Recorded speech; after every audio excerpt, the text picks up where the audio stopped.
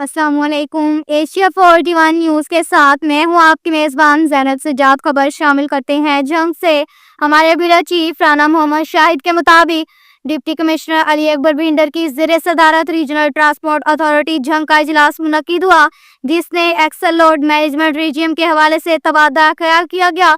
Secretary RTA जंग ने briefing के दौरान बताया कि transport and mass transit department हुकूमत पंजाब की हिदायत के मुताबिक पंजाब में लोड जनरेटिंग पॉइंट्स का सर्वे जारी है। सर्वे टीमों के जरिए जिला में 10 से ज्यादा मुख्तलिफ कैटेगरीज के लोड जनरेटिंग पॉइंट्स रजिस्टर किए जा रहे हैं, जिनमें फैक्ट्रियां, मिल्स, ईंटों के भट्टे, तमीराती मटेरियल पॉइंट्स, गोदाम, फल, सब्जियां, गला मंडी, बस स्टैंड और रेलवे स्टेशन वगैरह शामिल है।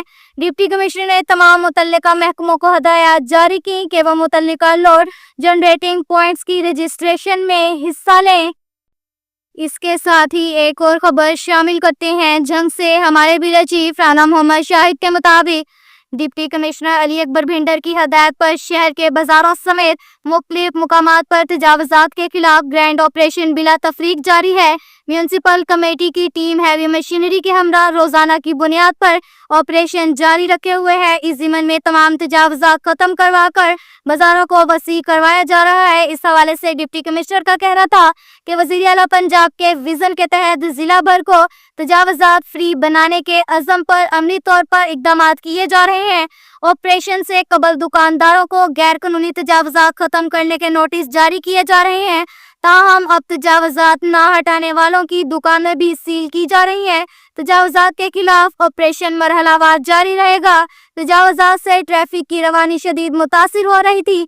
इनका मजीद कहना था कि तजावुज़ात फैलाने वाले माफिया का खात्मा नागुज़र है, क्योंकि बुनियादी तौर पर ये माफिया शहरी तरक्की की राह में मुसलसल रुकावट है।